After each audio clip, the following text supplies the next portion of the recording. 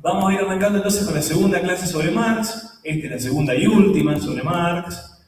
Hay mucho de crítica de la economía política hoy acá, que yo creo que es un tema apasionante, aunque no lo parezca por el nombre.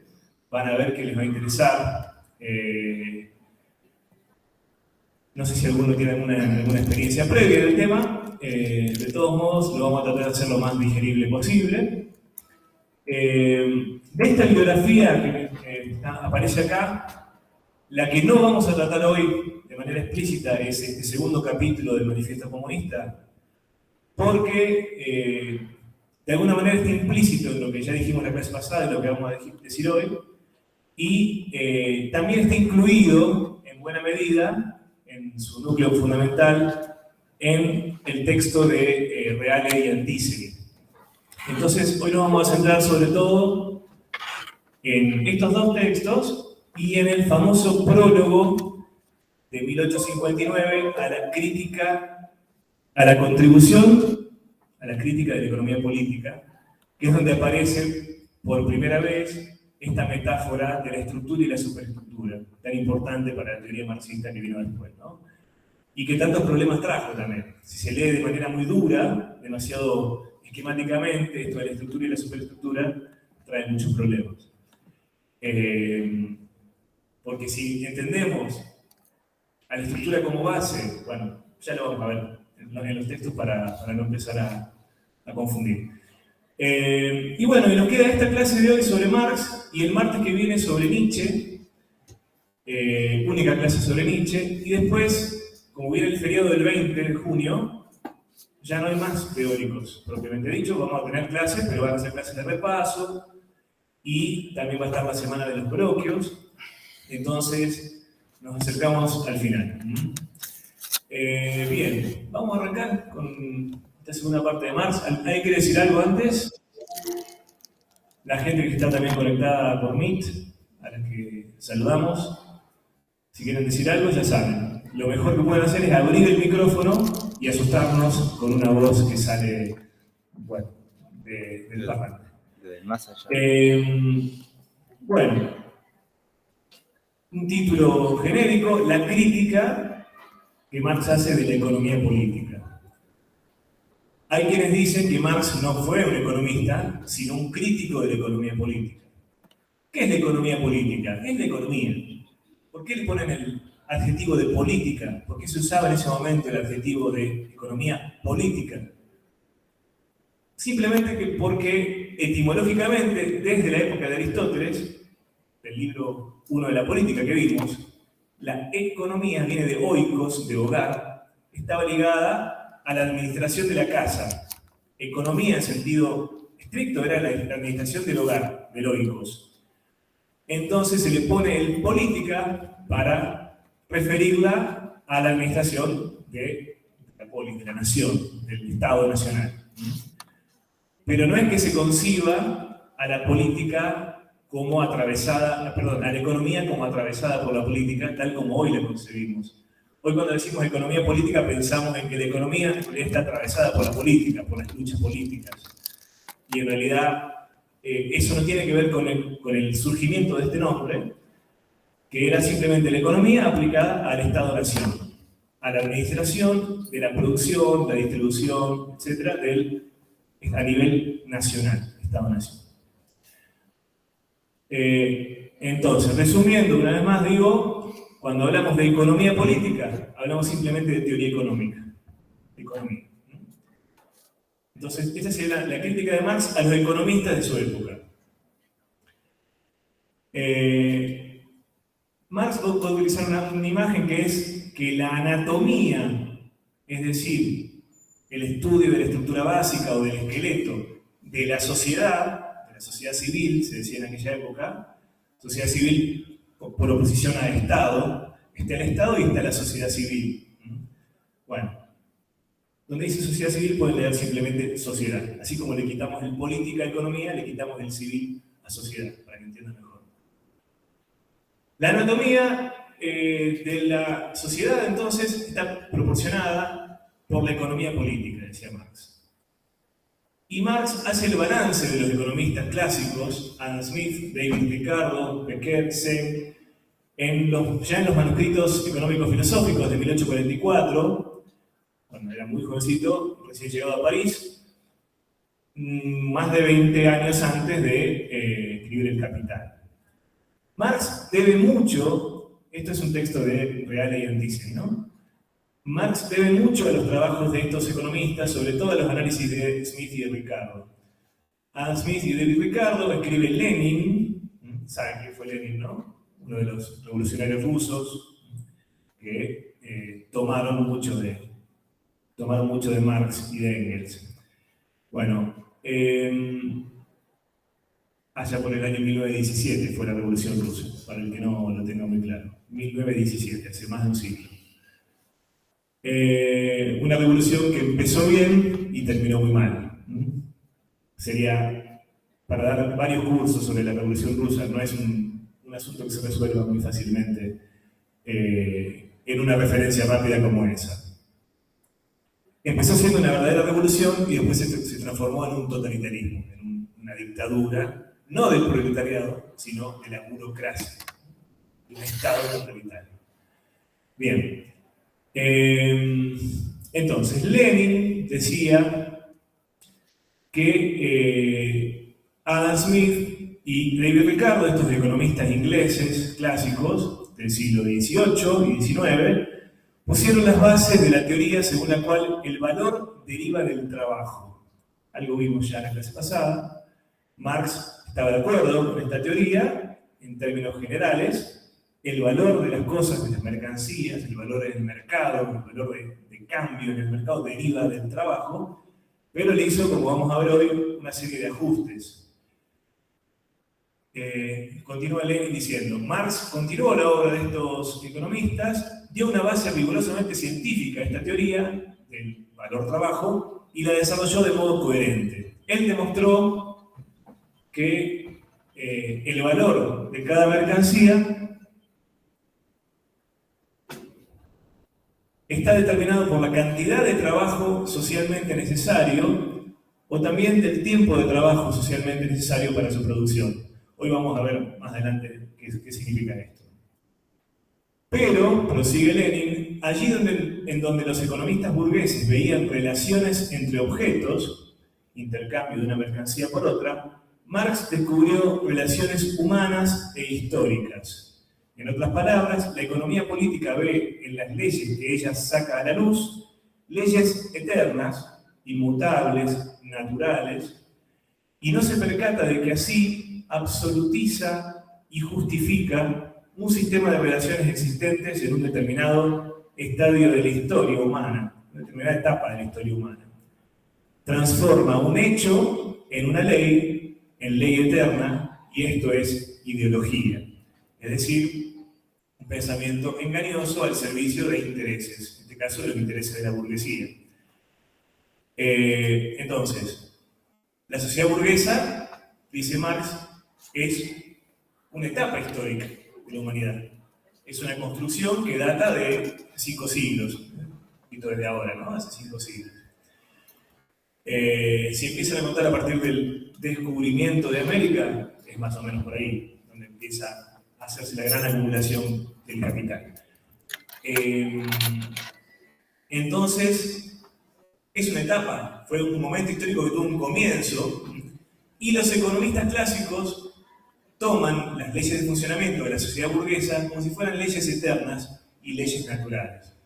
Por naturaleza existe la propiedad privada, por naturaleza debemos competir en el mercado, ¿no? Los productores deben competir en el mercado, así como los animales compiten por comida, o sea, se le da una matiz de naturaleza eterna a la sociedad burguesa, que es una etapa histórica determinada de la historia humana, incluso muy reciente.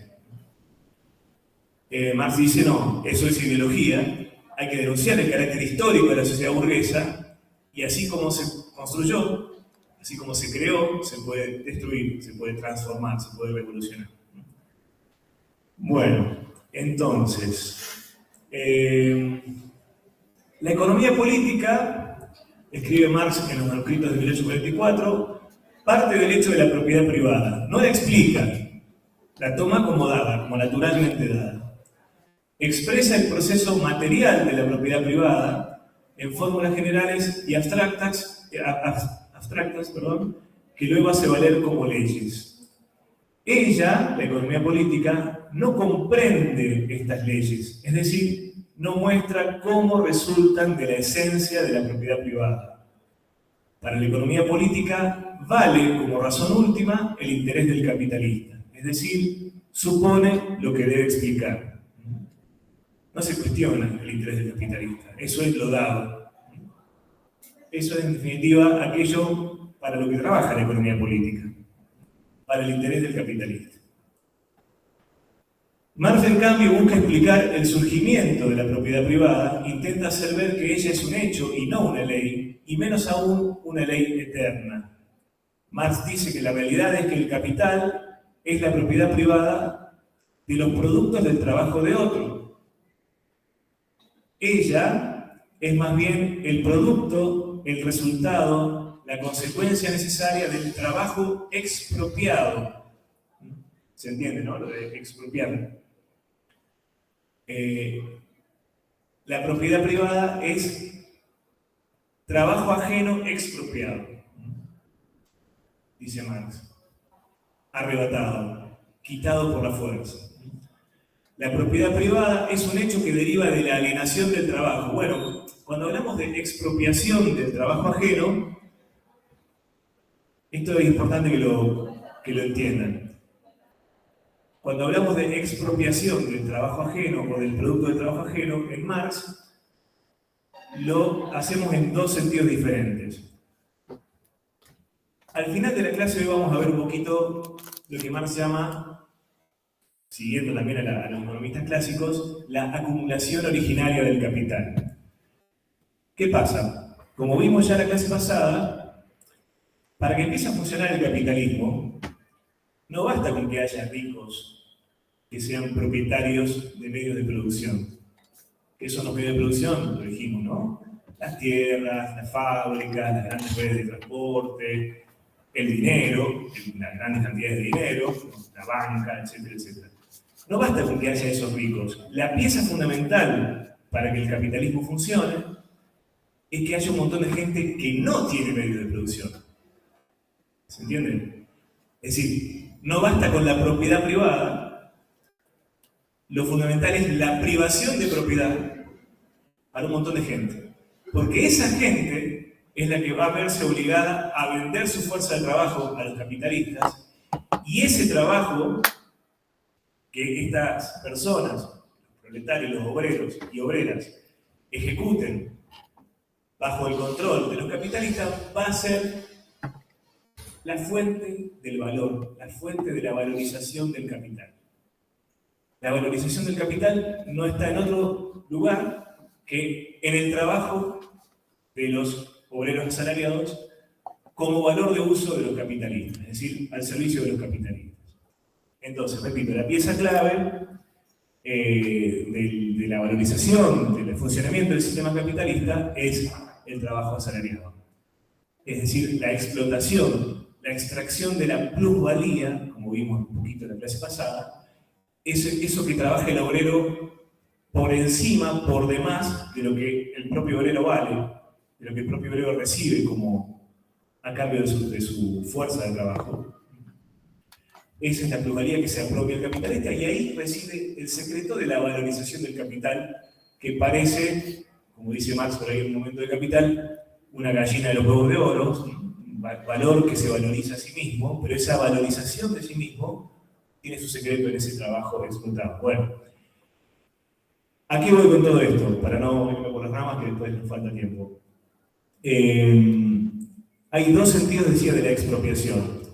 Por un lado está la expropiación que tiene que ver con la acumulación originaria del capital.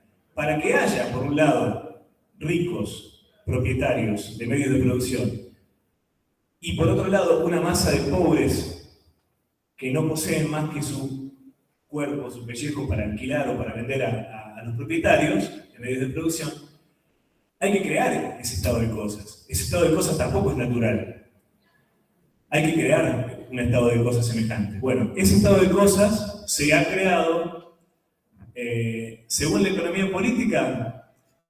La economía política lo explica con un cuentito infantil.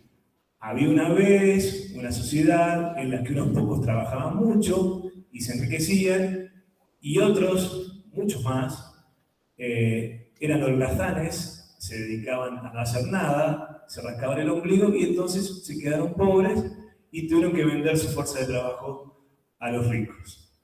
Con eso se contenta la economía política, con ese cuentito infantil, casi como el cuentito de la cigarra y la hormiga, ¿no? Bueno, en realidad dice Marx, y esto lo vamos a ver, y si no lo llegamos a ver está al final de las diapositivas,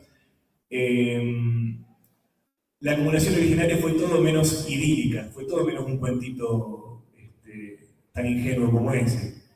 El papel fundamental lo tuvo la violencia, la expropiación de tierras a los campesinos pobres, la conquista de América, de África, de Asia, por parte de Europa, la colonización, la expropiación de riquezas a nivel mundial y a nivel también europeo. En Inglaterra mismo, por ejemplo, se expulsó del campo un montón de gente, yo algo les comenté la clase pasada, se le quitó todo acceso a la tierra a un montón de gente que se vio expulsada a las ciudades, primero a vagabundear y después a vender su fuerza de trabajo como obreros.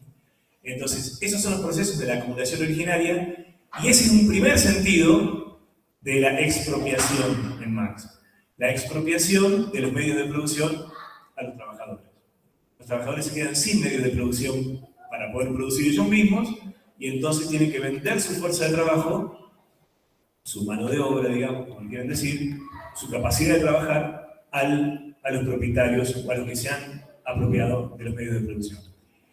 Y el otro sentido de la expropiación, que aparece también acá, es la explotación misma dentro de las reglas del juego capitalistas. La extracción de plusvalor o plusvalía dentro del trabajo. Entonces, al trabajador sometido al régimen capitalista, que se le extrae, que se le explota, se le extrae la mayor parte de su trabajo, queda impaga, queda apropiada por el capitalista, bueno, eso también es expropiación. Entonces, está la expropiación en el sentido de la acumulación originaria de medios de producción y la expropiación en el sentido de la explotación o extracción de plusvalía. Bien, entonces, la propiedad privada es el producto, el resultado en consecuencia del trabajo expropiado. La propiedad privada es un hecho que deriva de la alienación del trabajo humano. Como en la religión, afirma Marx, entre el hombre más pone en Dios, menos conserva en sí mismo, el obrero pone en el objeto su vida y ésta no le pertenece más, sino al objeto. Y este objeto, su producto, existe fuera de sí, autónomo, extraño al obrero, extraño a él, como una potencia independiente frente a él, y la vida que él le ha dado al objeto lo confronta, lo enfrenta al obrero como extraña y enemiga. Los obreros son extraños y enemigos frente a sus propias creaciones, que son ajenas. Trabajan para otros, bajo órdenes de otros, con materiales puestos por otros, bajo las órdenes de otros, y su producción se les vuelve inmediatamente ajena y hostil. La producción de los obreros se les vuelve inmediatamente ajena y hostil.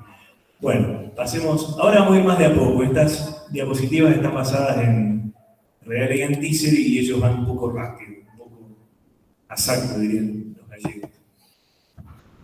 Bueno, mediante Feuerbach, acuérdense, el maestro del materialismo de Marx, en Alemania, en Prusia, mediante Feuerbach, Marx pasa de la crítica del cielo a la crítica de la tierra. Pero aquí, en la tierra firme y redonda, él no encuentra un hombre que se haga o se realice socialmente a sí mismo, transformando o humanizando, junto con los otros hombres, la naturaleza en el sentido de las necesidades, de los conceptos o de los proyectos o planes del hombre mismo. Lo que encuentra son hombres alienados, o más bien expropiados de su valor de hombres por la expropiación o alienación de su trabajo en la propiedad privada. Todo esto quiere decir para Marx que el hombre podría vivir humanamente, es decir, hacerse hombre humanizando precisamente la naturaleza de acuerdo con sus necesidades y sus ideas, junto con los otros individuos. El trabajo social es antropógeno, es decir, es generador de humanidad. Y diferencia Marx al hombre de los otros animales, en efecto, el hombre puede transformar la naturaleza, objetivarse en ella, humanizarla. Puede hacer de ella su cuerpo inorgánico, dice Marx. Es una metáfora que utiliza para referirse a la naturaleza, no humana. Ahí por ahí hace ruido desde el ecologismo esto que dice Marx. Bueno, Marx sería un poco anacrónico reprocharle a Marx no ser ecologista, pero como vamos a ver hoy mismo, Marx era perfectamente consciente de que la naturaleza es imprescindible para la producción. No podemos arrasar con la naturaleza, no podemos producir sin tener en cuenta que ella es la madre de lo producido. Él utiliza la metáfora de la madre, no es que yo esté hablando en términos de madre tierra, de Pachamama, él mismo la utiliza. Bueno, entonces, el problema es que bajo el régimen de la propiedad privada, el trabajo social, esto lo dijimos algunas veces en la clase pasada, el trabajo social, el trabajo del conjunto de la sociedad, no existe directamente como tal, no existe directamente dado como el trabajo colectivo de todos, sino que está alienado o enajenado por la propiedad privada. Y por lo tanto no es ese trabajo social la autorrealización o autoafirmación, o sea, la satisfacción o la libertad de los seres humanos, sino más bien su autonegación, su obligación, su tortura, su prisión. Sobre todo para los obreros asalariados, ¿no? Hay un texto muy famoso que yo preferí no sumarlo porque ya era mucho, y a lo mejor ustedes lo conocen, lo van a conocer en breve por otro medio, que se llama El trabajo enajenado, que es uno de los manuscritos económicos filosóficos. Y ahí, por ejemplo, dice Marx que a tal punto está enajenado el obrero asalariado, que no tiene nada para producir él mismo, entonces se ve obligado a vender su fuerza de trabajo al capitalista, y hasta tal punto le resulta ajeno eso que hace para otro, bajo las órdenes de otro, y sin ningún tipo de estímulo personal más que ganar el dinero para sobrevivir, que, va a decir ahí Marx, el obrero se siente libre fuera del trabajo. La actividad más humana es el trabajo, realizarse haciendo un trabajo donde yo permita concretar, darle forma humana a la naturaleza, concretar mis proyectos en la realidad. Y sin embargo el obrero en el trabajo se siente esclavo, y lo es. Y se siente libre fuera del trabajo, realizando las funciones puramente animales, no propiamente humanas, como las de comer, dormir, coger, etcétera, etcétera, ¿no? Ahí se siente libre en las funciones puramente animales, y lo propiamente humano, que es trabajar, bueno, en estas condiciones no se siente para nada humano, ni humanizado, ni feliz, sino que se siente esclavo, y lo es. Tienen que tener en cuenta que la enajenación de la que habla Marx, cuando yo insisto tanto en lo de la enajenación práctica, no es una cuestión psicológica, o mejor dicho, no es una cuestión prioritariamente psicológica.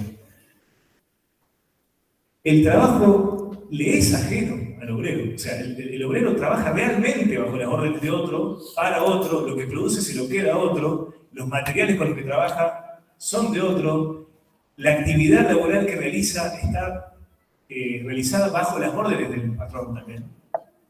Entonces, es todo ajeno, es todo realmente ajeno. No es que sea que él lo ve, ay, el obrero, hay un problema psicológico del obrero que lo podemos solucionar con un par de psicólogos.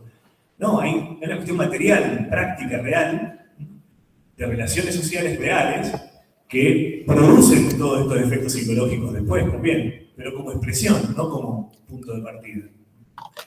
Entonces, por eso Marx le va a decir a Hegel, a Feuerbach primero y a Hegel también, que el problema de la enajenación teórica, ideológica, como por ejemplo en la religión, en el caso de Feuerbach,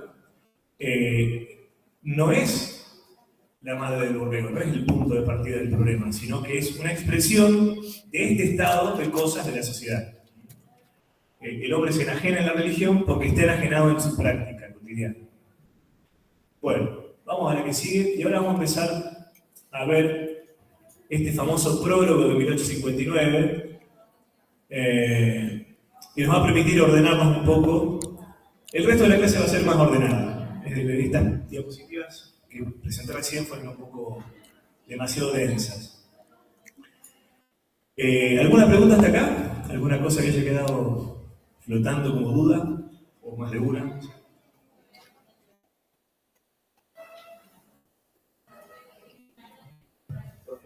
Sí. Trabajador es productor de cultura, entonces. ¿En qué sentido? Porque el burgués no puede crear cultura porque no trabaja el material. Y en esta enajenación, el trabajador produce cultura como forma de expiación de la enajenación, podría ser. ¿Qué se llama cultura? A todo lo que está por fuera de esa enajenación, de esa alienación.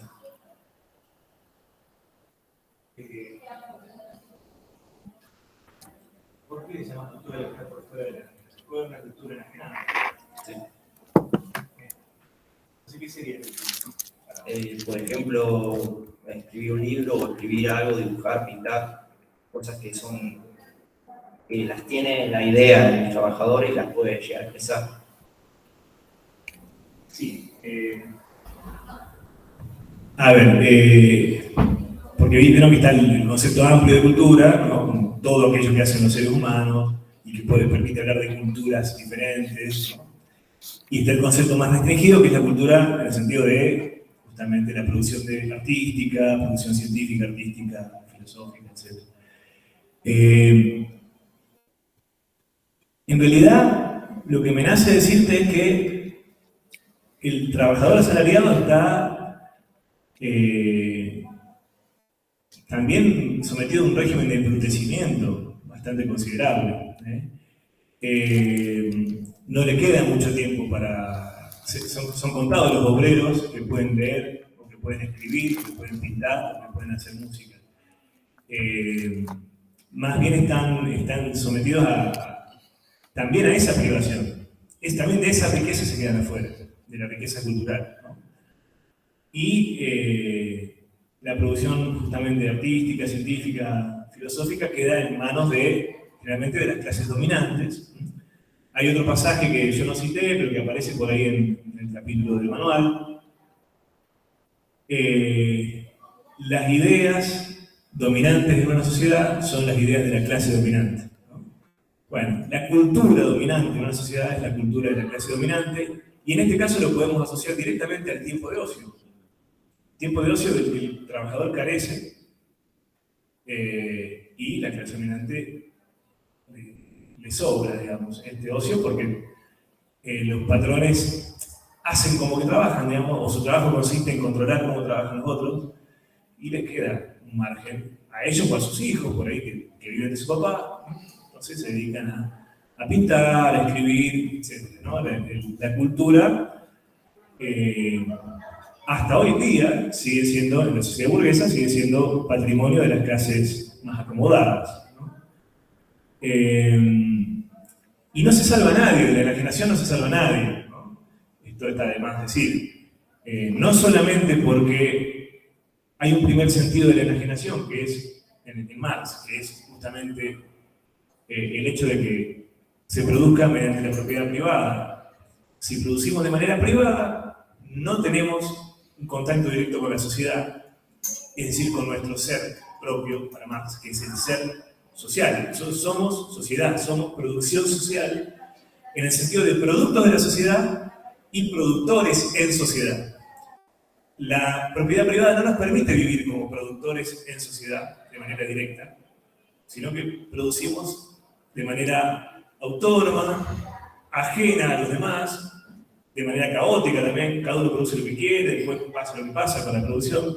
se desperdician materiales, se echan, se terminan tirando un montón de materias, de productos alimenticios a veces, eso lo habrán visto más de una vez, ¿no? Y entonces, bueno, entonces ese es el ABC de la enajenación, es la propiedad privada. Y después está la enajenación del trabajo propia del trabajador asalariado, que le pasa todo esto que comentamos recién, que se siente esclavo o torturado en el trabajo y libre fuera del trabajo. Esto que a ustedes por ahí les suena completamente normal, no lo es, no lo debería ser. Nuestro trabajo nos debería hacer sentir realizados, nos debería hacer sentir plenos. El trabajo que yo hago, por suerte, por ahora, es un trabajo que a mí me gusta. Yo no me siento, yo no estoy viendo la hora de irme de acá. A lo mejor ustedes sí, pero por otros motivos, porque tienen que estudiar, que tienen otras materias, pero yo no sufro en mi trabajo, para nada. Al contrario.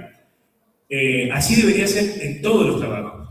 Entonces, por un lado está esa enajenación del trabajador, y por otra parte está la enajenación del patrón, que no tiene idea de lo que es trabajar. Cuando los seres humanos somos productores, somos hijos de nuestro trabajo en sociedad. Entonces, el que no tiene nada que ver con el trabajo es un tipo que también tiene, pero no sabe lo que es realmente la esencia humana, en términos de Marx. Bueno, vamos con el prólogo entonces. Si alguien quiere decir algo más, adelante. En el segundo párrafo, más o menos, empieza a decir Marx, es un texto autobiográfico. Empieza a decir: mi investigación me llevó a la conclusión de que tanto las relaciones jurídicas, de derecho, legales, como las formas de Estado, no pueden comprenderse por sí mismas ni por la llamada evolución general del espíritu humano. ¿A quién le suena eso? La evolución general del espíritu. ¿A qué autor le suenan los precedentes?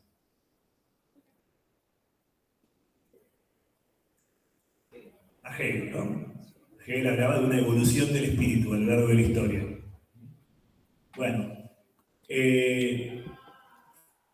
no se pueden explicar por una evolución del espíritu las formas del Estado, las formas jurídico-políticas, sino que por el contrario radican en las condiciones materiales de vida, cuyo conjunto resume Hegel, siguiendo el precedente de los ingleses y franceses del siglo XVIII, bajo el nombre de sociedad civil, y que la anatomía, aquí es donde lo dice Marx, la anatomía de la sociedad civil hay que buscarla en la economía política, en la economía, la teoría económica.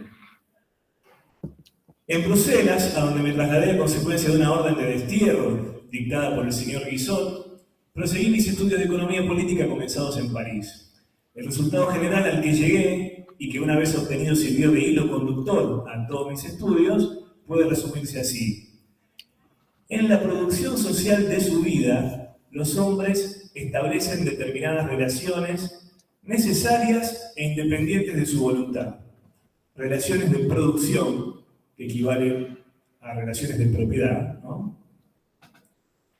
Que corresponden a una fase determinada de desarrollo de sus fuerzas productivas materiales.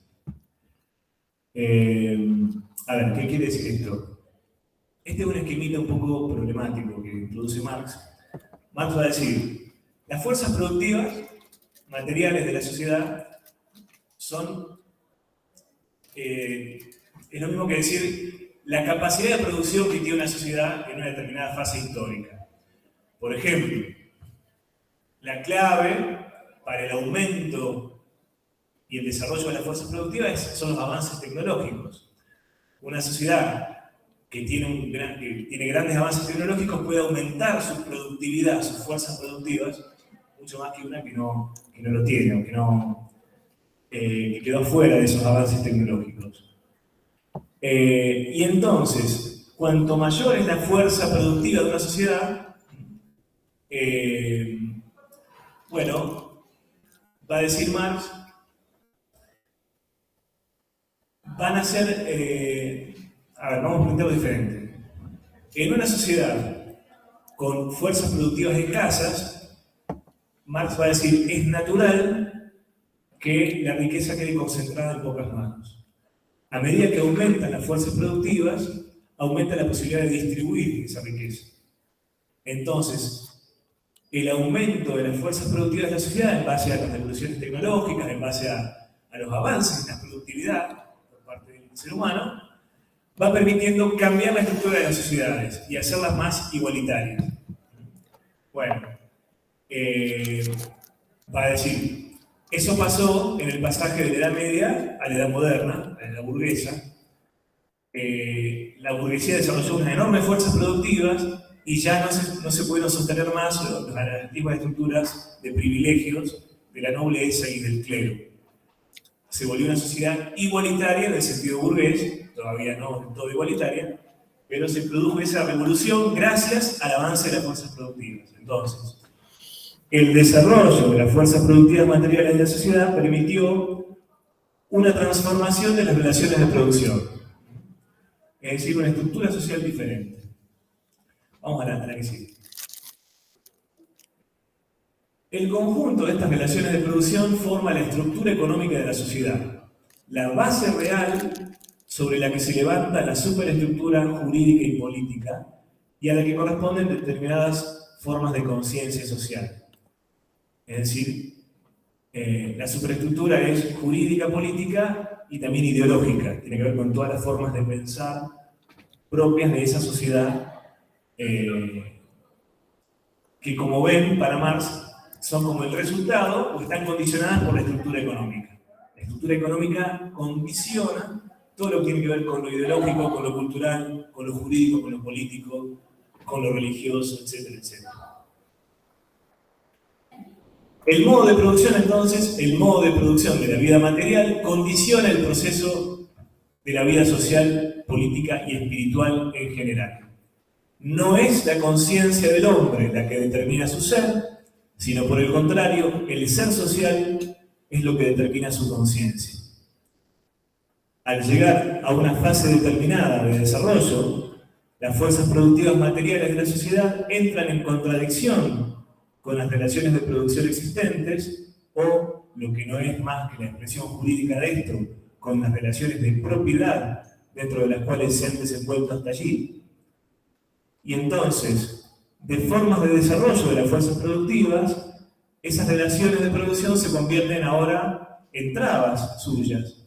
Y entonces se abre una época de revolución social, en la que se tienden a cambiar las viejas relaciones de producción por nuevas relaciones de producción o de propiedad. Al cambiar la base económica, mediante una revolución, se transforma más o menos rápidamente toda la inmensa superestructura institucional y cultural erigida sobre ella. Entonces Marx se explica así la historia. Este es el famoso materialismo histórico, que Marx nunca lo llamó así, pero que cuando uno pregunta qué es eso del materialismo histórico, se responde con esto, con este texto, ¿no? Es la teoría de la historia que dice que la historia se mueve en base a lo que pasa a nivel de la estructura económica. Entonces, las revoluciones políticas, por ejemplo, la Revolución Francesa, para poner un ejemplo bien claro, es el resultado de transformaciones a nivel de la estructura económica.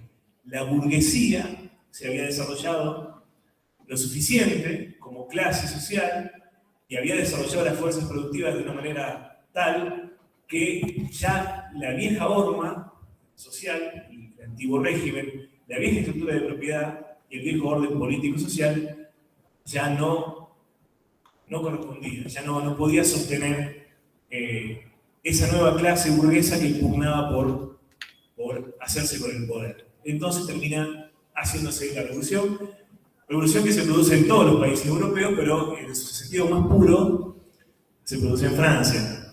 En Francia se guillotina al rey y a María Antonieta y un montón de gente más, de nobles más.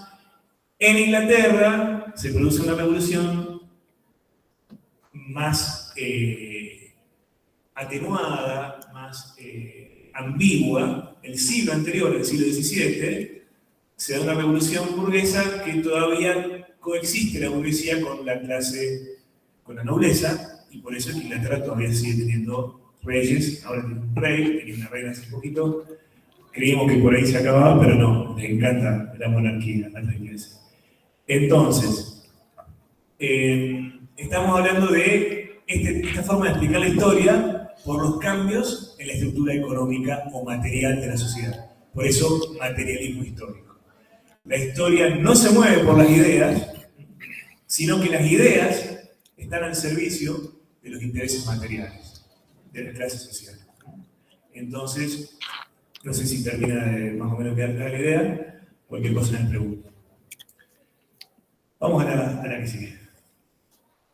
Cuando se estudian estas transformaciones, dice Marx, hay que distinguir siempre entre los cambios materiales ocurridos en las condiciones económicas de producción y que pueden apreciarse con la exactitud propia de las ciencias naturales. Acá se le escapa un poco el positivismo a Marx, la admiración por las ciencias naturales de su época. Hay que distinguir entonces los cambios en las condiciones materiales, que se pueden estudiar con la precisión de las ciencias naturales, y las formas jurídicas, políticas, religiosas, artísticas o filosóficas, en una palabra, las formas ideológicas, en que los hombres adquieren conciencia de este conflicto y luchan por resolverlo.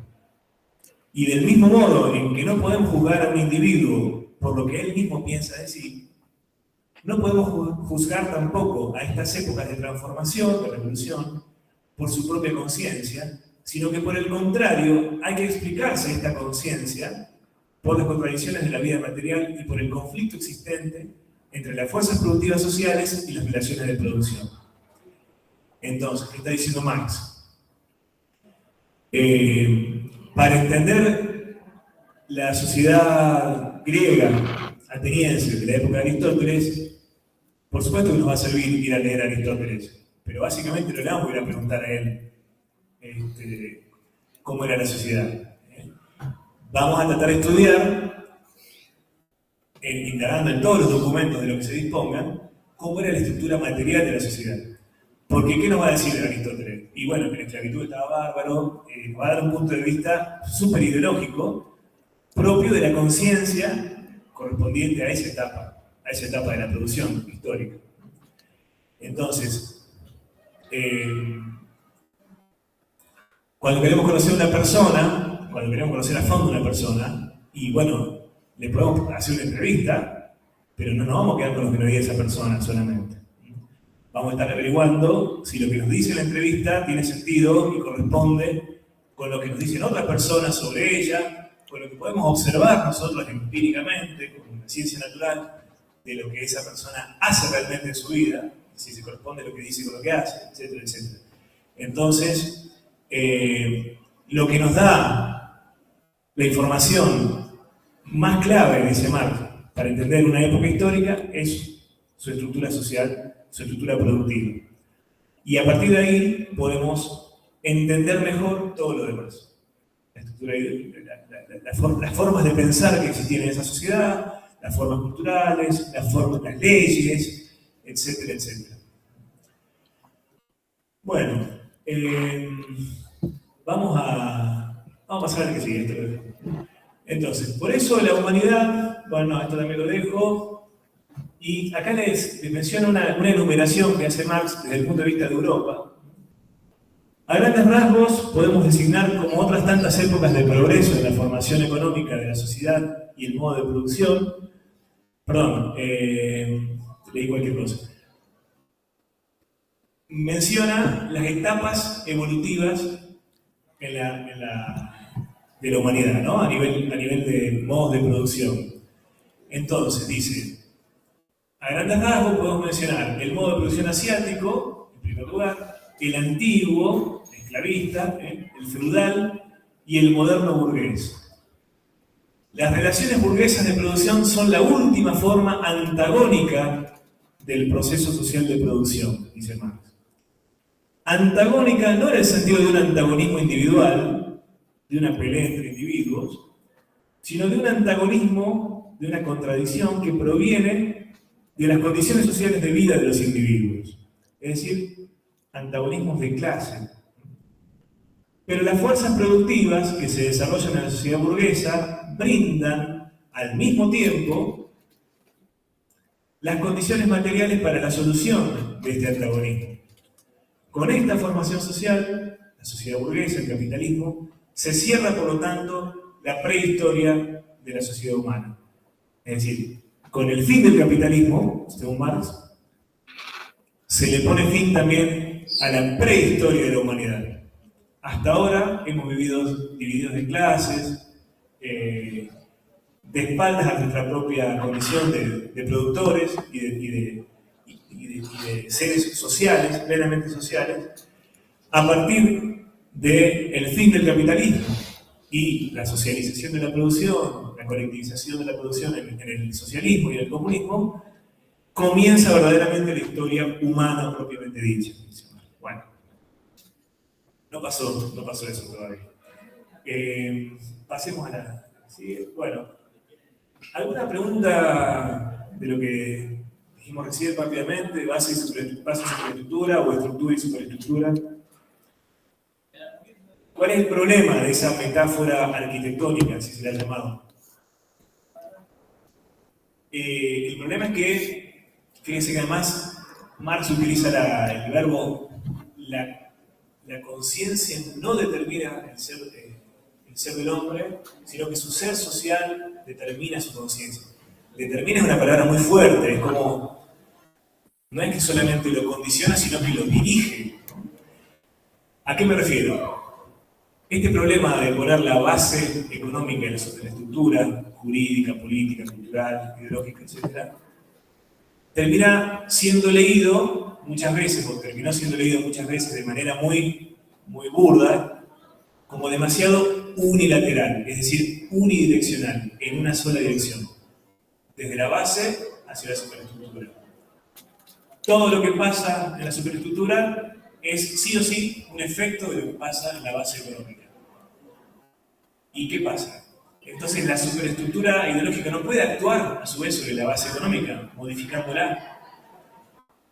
Obviamente que sí, y eso es lo que van a decir los marxistas más abiertos, más críticos, que van a venir después. Una cosa es darle su debida importancia a la estructura económica de una sociedad para explicar su funcionamiento y para explicar la historia también, que es lo que hace el materialismo histórico.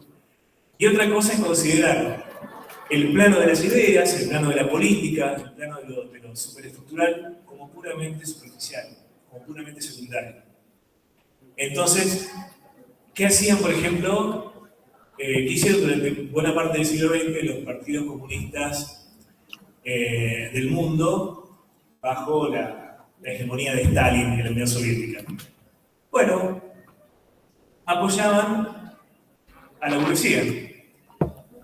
Porque ya lo dijo Marx, después de la burguesía, de la etapa de la burguesía va a venir el socialismo. Entonces apoyemos a la burguesía. Apoyemos el desarrollo del capitalismo, porque después del capitalismo va a llegar solo el socialismo, el comunismo. Entonces, ese es el famoso etapismo, que es una ideología típica de los partidos comunistas durante el siglo XX. Los partidos comunistas favorecían el desarrollo de la burguesía.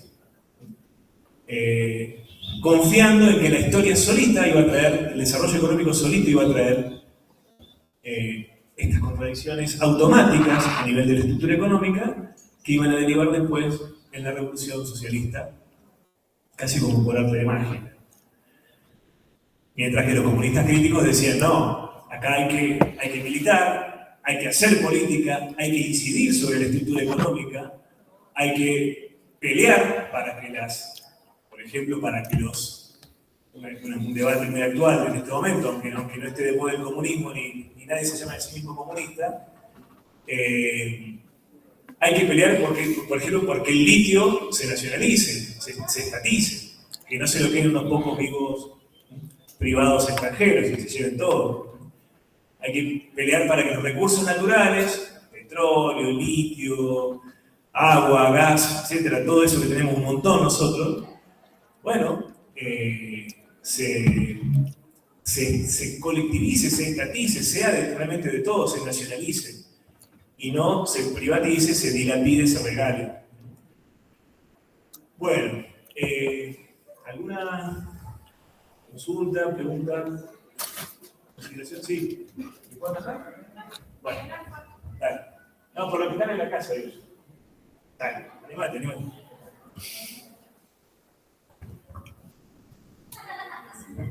Entonces, profe, la superestructura puede acelerar o puede también estancar ese cambio que se hace en la base material. Tal cual. La superestructura incide también sobre la base material. No es que el movimiento se da siempre en una sola dirección, desde la base a la superestructura, sino que también la superestructura puede incidir. Y justamente, ustedes lo están viendo en el práctico de Althusser, o de Althusser, como le quieran llamar. La ideología contribuye a la reproducción de las relaciones de producción dadas, de la estructura social, de la estructura económica y social dada. Pero a su vez,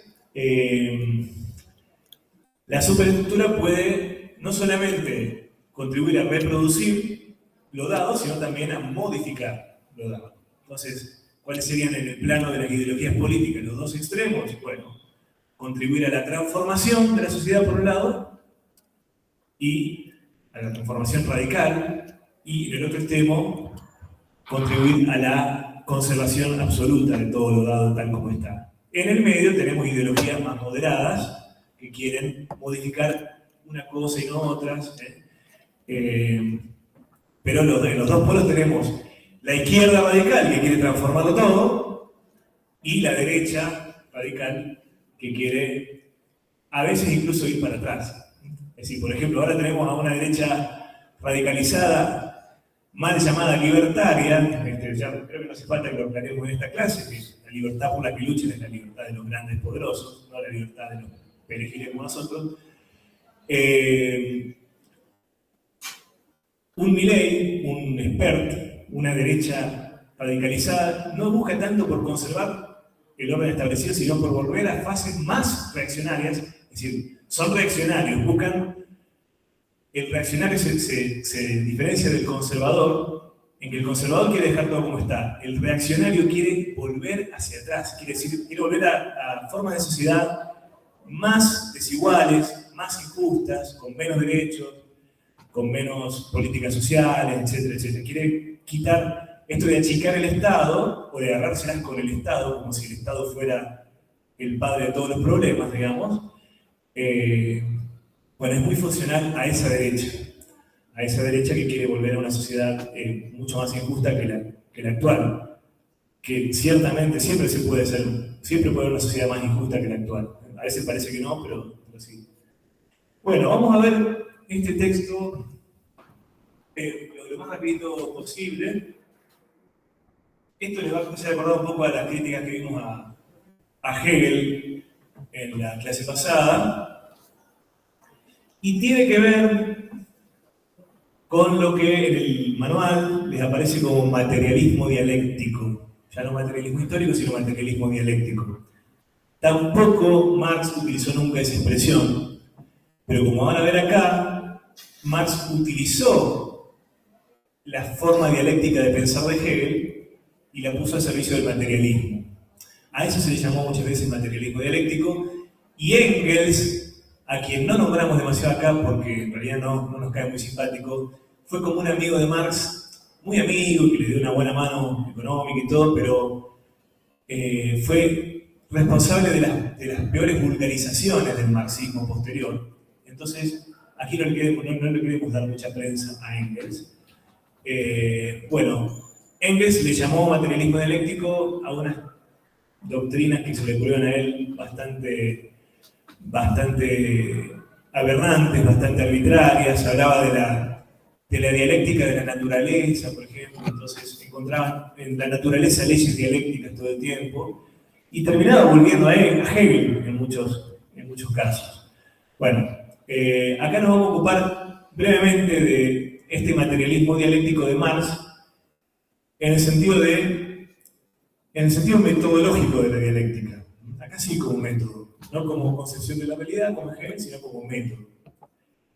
Fíjense lo que dice Marx acá, hablando de lo que sería el método correcto de la economía política.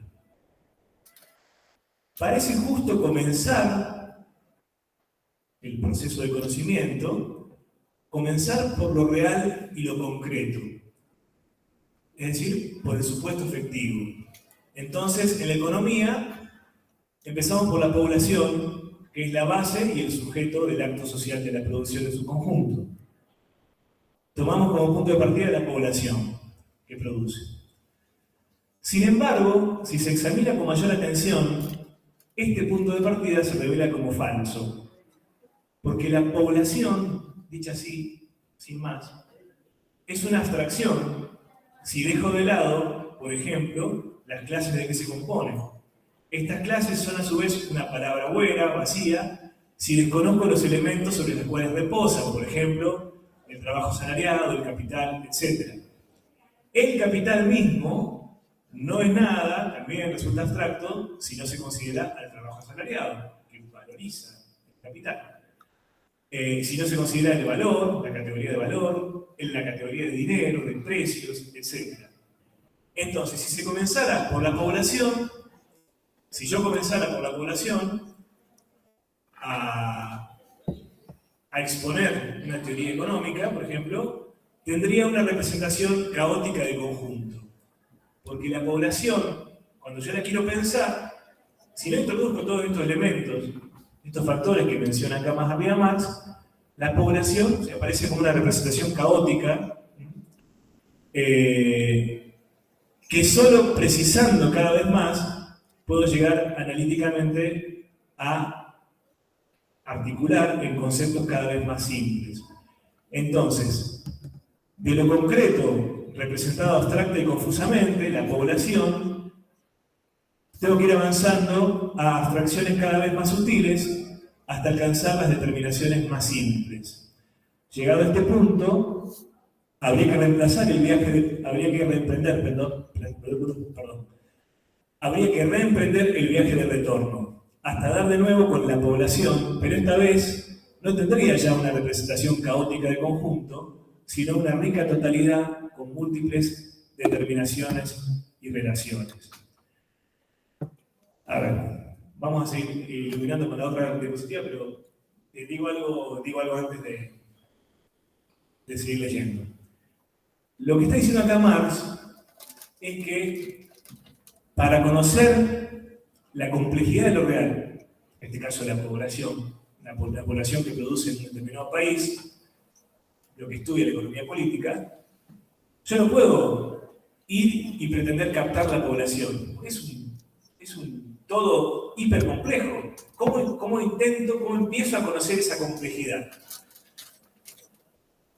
No puedo empezar por el todo, porque el todo se me reduce a nada, a una confusión. La población, dicho así, se me reduce a la pura nada. Esto es como Hegel, ¿no? Como el ser que se reduce a la nada. El ser es el concepto más amplio, y por ser tan amplio, en definitiva no abarca nada, entonces se termina derivando en la nada.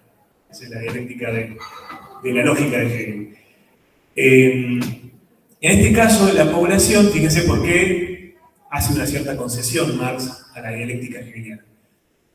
Hegel, lo que está diciendo acá Marx es, Hegel tenía razón a la hora de plantearse cómo conocemos. Nuestro conocimiento siempre tiene que avanzar de lo simple a lo complejo. No se puede empezar por lo más complejo. Hay que ir avanzando de lo simple a lo complejo para entender esa complejidad en todas sus articulaciones más simples. Entonces, si lo complejo, en este caso la población, es justamente complejo porque es la articulación de un montón de elementos más simples, para poder abordar el conocimiento de lo complejo tengo que empezar por lo simple e ir asociando, articulando lo simple hasta construir lo complejo, hasta reconstruir lo complejo en mi pensamiento, en mi conocimiento.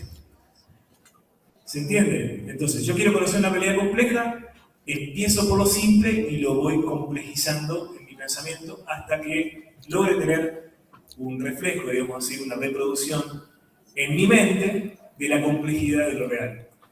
Entonces, hay un proceso de conocer que va de lo simple a lo complejo necesariamente, más allá de lo que pasa en la realidad. más allá de cómo se haya formado en la historia esta realidad compleja, mi manera de conocerla tiene que ser sí o sí, necesariamente ir de lo simple a lo complejo para poder captar esa complejidad. Ahora creo que dicho esto vamos a entender mejor lo que sigue. Una vez que esos momentos o factores más elementales, más simples, fueron más o menos fijados y abstraídos, comenzaron a surgir los sistemas económicos que se elevaron de lo simple, el trabajo, la división del trabajo, la necesidad, el valor de cambio, hasta el Estado, el cambio entre las naciones y el mercado mundial. Este último es manifiestamente el método científico correcto. Lo concreto, fíjense, lo concreto es concreto, lo complejo es complejo, porque es la síntesis de múltiples determinaciones. Por lo tanto, es la unidad de lo diverso. Aparece en el pensamiento como proceso de síntesis, de unión, de sumatoria y de articulación, como resultado y no como punto de partida, aunque sea el verdadero punto de partida. Es decir, yo me propongo conocer la población, pero no puedo empezar por la población como categoría de conocimiento, porque la población es un objeto muy complejo. Entonces, para conocer lo complejo de la población, que es mi punto de partida, a nivel del conocimiento tengo que empezar por categorías más simples, por elementos más simples, e ir reconstruyendo en mi conocimiento esa complejidad dada en la población, en este caso. Entonces, aparece en el pensamiento, vamos a poner el ejemplo de la población, como proceso de síntesis, como resultado de articulación de los elementos más simples, y no como punto de partida, aunque sea el verdadero punto de partida, es decir, aquello que yo quiero conocer. Y en consecuencia el punto de partida también de la intuición sensible y de la representación de lo sensible. Es decir, lo dado, lo que yo quiero conocer, a lo que me enfrento como objeto de conocimiento es la población. Eso yo lo puedo captar con un objeto sensible, exterior, y que tengo que representarme en el pensamiento para poder conocerlo. De esta manera, las determinaciones abstractas conducen a la reproducción de lo concreto o complejo por el camino del pensamiento. He aquí por qué Hegel cayó en la ilusión de concebir lo real como resultado del pensamiento, que partiendo de sí mismo se concentra en sí mismo, profundiza en sí mismo y se mueve por sí mismo. Mientras que en realidad el método que consiste en elevarse de lo abstracto a lo concreto es para el pensamiento solo la manera de apropiarse de lo concreto, de reproducirlo como un concreto espiritual, como un concreto pensado, reproducido en la mente. Pero esto no es de ningún modo el proceso de formación de lo concreto mismo. Entonces, Marx le está diciendo a Hegel, es cierto que la forma de conocer que tenemos los humanos es avanzar de lo simple a lo complejo, de lo abstracto a lo concreto, entendido así como de lo simple a lo complejo, pero eso no quiere decir que la realidad misma siga ese proceso. Eso tiene que ver con nuestro conocimiento, no con la formación de lo real mismo. Acuérdense que para Hegel la realidad era pensamiento que se desplegaba a sí mismo y se desarrollaba a lo largo de la historia. Bueno, Marx va a decir, hay una historia humana material que sigue su curso, que tiene su propio desarrollo, y el proceso que va de lo simple a lo concreto, a lo complejo, de lo abstracto a lo concreto, es solamente nuestro proceso de conocerla. Entonces, para decirlo de una fórmula más clara, Hegel confundía el proceso histórico real y el proceso de conocimiento humano, y Marx lo distingue. No es lo mismo el proceso de la historia material humana que nuestro proceso de acercarnos a conocer esa complejidad. Bueno, pasemos a la que viene. Por lo tanto, a la conciencia para la cual el mundo pensado es como tal la única realidad, es decir, el idealismo absoluto hegeliano, El movimiento de las categorías se le aparece como el verdadero acto de producción, cuyo resultado es el mundo. Esto es exacto en la medida en que, pero aquí tenemos de nuevo una tautología, la totalidad concreta como totalidad del pensamiento, como un concreto del pensamiento, es de hecho un producto del pensamiento y de la concepción, pero de ninguna manera es un producto del concepto, de idea, mayúscula, que piensa y se engendra a sí mismo desde afuera y por encima de la intuición sensible y de la representación de lo sensible, sino que por el contrario es un producto del trabajo de elaboración que transforma intuiciones y representaciones en conceptos. El todo, tal como aparece en la mente como todo del pensamiento, es un producto de la mente que piensa y que se apropia el mundo del único modo posible. El sujeto real, la sociedad, mantiene antes como después su autonomía fuera de la mente, por lo menos durante el tiempo en que el cerebro se comporte únicamente de manera especulativa, teórica. En consecuencia, también en el método teórico es necesario que el sujeto, la sociedad, esté siempre presente en la representación de lo sensible como premisa. Bueno, difícil el texto, ¿no? Hegel confundía pensamiento con realidad. Para él era una sola cosa, el pensamiento y la realidad. Entonces, el proceso del conocimiento era el mismo proceso de formación de la realidad para él.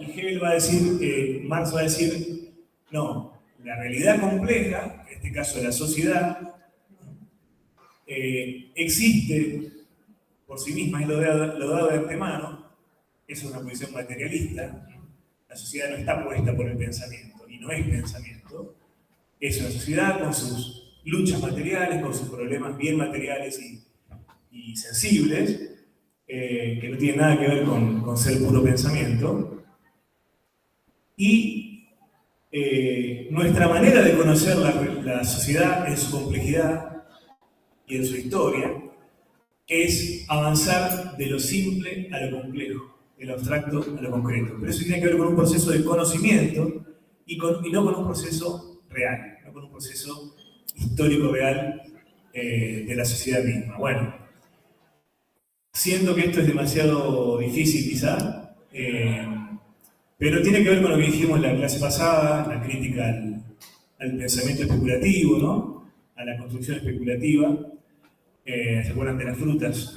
Las peras, las manzanas y las castañas, etc.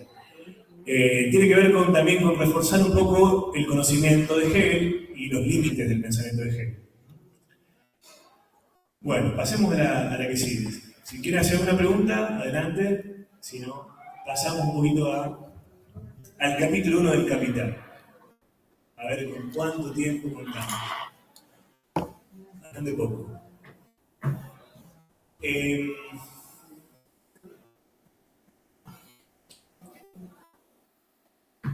Empieza hablando Marx, el capítulo 1 se llama La mercancía.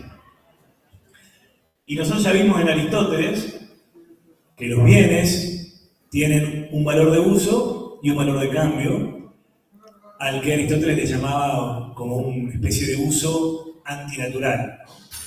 Él decía, yo puedo agarrar un par de zapatos, Aristóteles, ¿no? En el libro 1 de la política decía, yo puedo agarrar un par de zapatos y ponérmelos y usarlos, y ese es su valor de uso natural.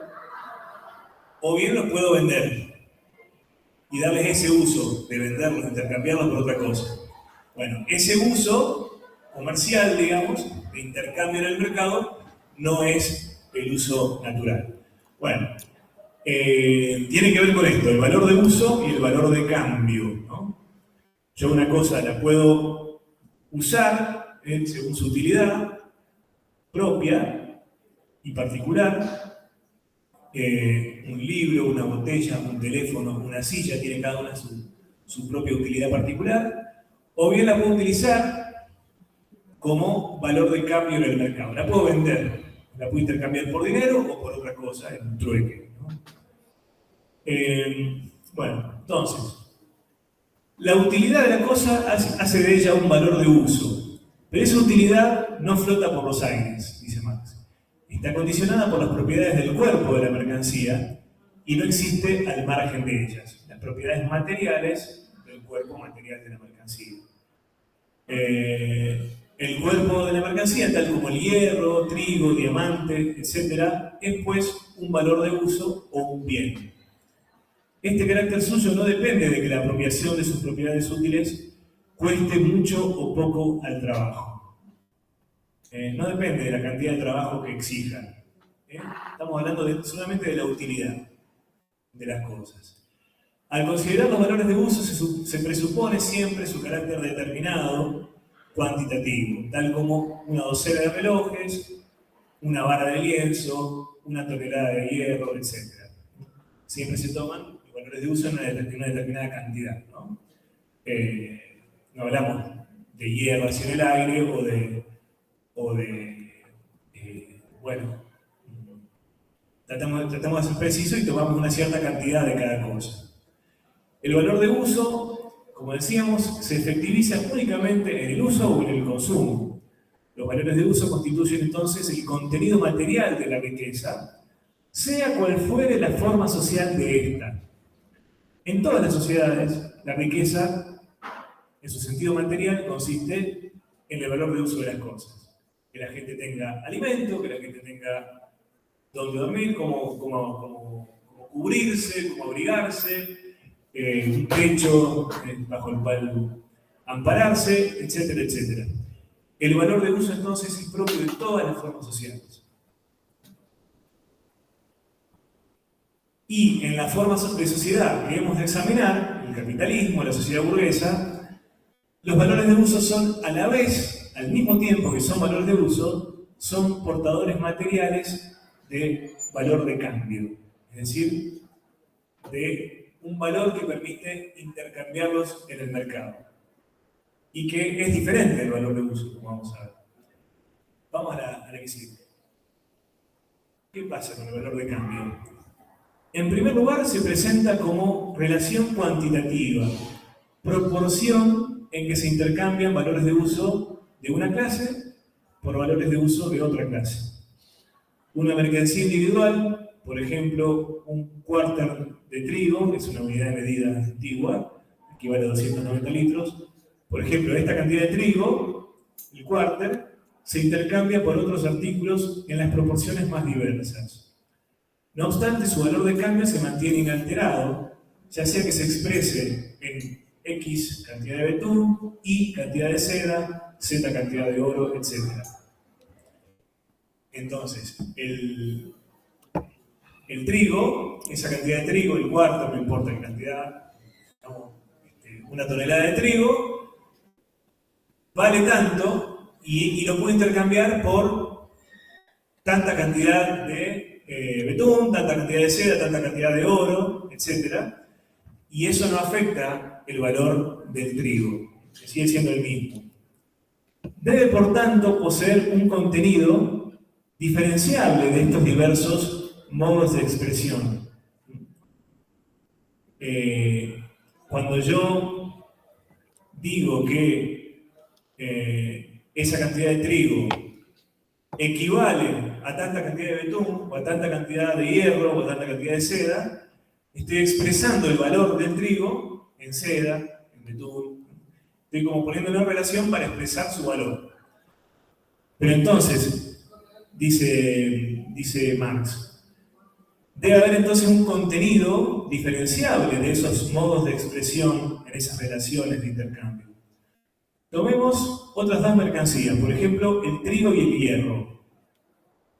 Sea cual fuere su relación de cambio, esta se podrá representar siempre por una ecuación en la que determinada cantidad de trigo se equipara a una cantidad cualquiera de hierro. Por ejemplo, un cuarto de trigo es igual a quintales de hierro. ¿Qué significa esta ecuación? Que existe algo común de la misma magnitud o cantidad en dos cosas distintas. Tanto en un cuarto de trigo como en A quintales de hierro hay algo común que los vuelve comparables. Fíjense que estamos comparando trigo con hierro. Nada que ver, ¿no? Sin embargo, hay algo que los vuelve comparables, cuantitativamente comparables. ¿Qué es eso? Ambas, por consiguiente, son iguales a una tercera cosa. Cada una de ellas, pues, en tanto es valor de cambio, tiene que ser reducible a esa tercera cosa, a ese algo en común. Bueno, ahora en la próxima se devela el misterio.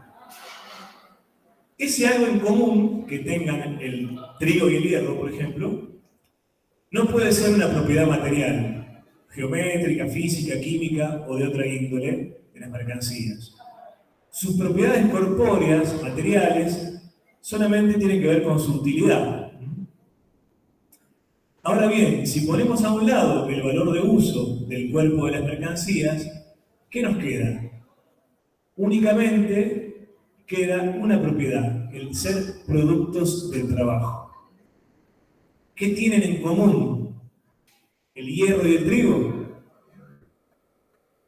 Bueno, los dos son productos del trabajo. Eso es el secreto de que sean intercambiables. ¿Por qué podemos hablar de que se pueden intercambiar una cierta cantidad de trigo por una cierta cantidad de hierro, si no tienen nada en común? ¿Qué los vuelve intercambiables y qué hace que sean intercambiables en cierta medida? Cierta cantidad de uno por cierta cantidad de otro, no cualquier cantidad de uno por cualquier cantidad de otro. Bueno, la respuesta está en el trabajo que los dos suponen, en que esos dos productos suponen trabajo humano. Ahí está el secreto, eso en común que tienen, que no veíamos recién y que ahora vemos. Son productos del trabajo. Entonces, si hacemos abstracción de su valor de uso, abstraemos también los componentes y formas corpóreas que hacen de él un valor de uso. Ya tampoco importa el trabajo concreto que produjo el hierro y el trigo, o si ese trabajo concreto es el trabajo del ebanista, o del albañil, o del hilantero, o de cualquier otro trabajo productivo determinado, particular. Porque al hacer abstracción del carácter útil de los productos del trabajo, también hacemos abstracción del carácter útil o concreto de los trabajos que los produjeron, de los trabajos representados por esos productos. Y por ende, también se desvanecen o dejan de importar las diversas formas concretas de esos trabajos. Esos trabajos particulares, que Marx llama trabajos útiles, dejan de distinguirse, reduciéndose en su totalidad al trabajo humano indiferenciado o trabajo abstractamente humano. ¿Qué quiere decir esto? No tiene nada que ver el trabajo del ebanista con el trabajo del agricultor o con el trabajo del, supongamos, del herrero. ¿Por qué se vuelven comparables esos trabajos? Porque son trabajos humanos. En el intercambio de los productos de trabajos tan disímiles, lo que hay detrás es la igualación de esos trabajos como trabajos humanos, abstractamente humanos. Es decir, no importa bien cuál es la operación que realiza cada uno, todos son gastos de cerebro, músculo, nervio, humanos. Por eso son intercambiables. Porque el valor de cada uno de esos productos está dado por ser cada uno de ellos consumo o gasto de fuerza de trabajo humana, en sentido abstracto, en sentido general. No importa cuál sea el trabajo concreto particular que se está desarrollando. Lo que vuelve intercambiables los productos de trabajo es que son todos productos del trabajo humano en general, abstractamente humano. No importa si de carpintero, zapatero, sastre, hilandero, etcétera, etcétera. Bueno, pasemos a la que sigue. Examinemos ahora lo que queda, el residuo de los productos del trabajo en tanto valores de cambio. Nada ha quedado de ellos salvo una misma objetividad espectral, una mera gelatina de trabajo humano indiferenciado. Esto es, de gasto de fuerza de trabajo humana sin consideración a la forma en que ésta se gastó. Esas cosas tan solo nos hacen presente que en su producción se empleó fuerza humana de trabajo, se acumuló trabajo humano. En cuanto a cristalizaciones de esa sustancia social común a ellas, el gasto de fuerza de trabajo humana, en ese sentido son valores. Un valor de uso o un bien, por ende, solo tiene valor de cambio, cuando dice valor a secas se refiere al valor de cambio, porque en él está objetivado o materializado trabajo abstractamente humano. ¿Cómo medir entonces la magnitud del valor de las cosas, del valor de cambio de las cosas? Y bueno, dice Marx, por la cantidad de la sustancia generadora de valor, es decir, por la cantidad de trabajo contenida en ese valor de uso. La cantidad de trabajo misma se mide por su duración y el tiempo de trabajo, a su vez, reconoce su patrón de medida en determinadas fracciones temporales, tales como hora, día, etc. Entonces, la cantidad de valor de una cosa, el valor de cambio, aquello que lo hace más valioso o menos valioso un bien, tiene que ver con la cantidad de trabajo que hay depositado en ese bien, en producir ese bien, y esa cantidad de trabajo se mide por el tiempo de trabajo que demandó, y ese tiempo de trabajo que demandó se mide por unidades de medida temporales, minutos, horas, días, etc. Podría parecer, agrega Marx, que si el valor de una mercancía se determina por la cantidad de trabajo gastada en su producción, cuanto más perezoso o torpe fuera un hombre, tanto más valiosa sería su mercancía, porque aquel necesitaría tanto más tiempo para fabricarla.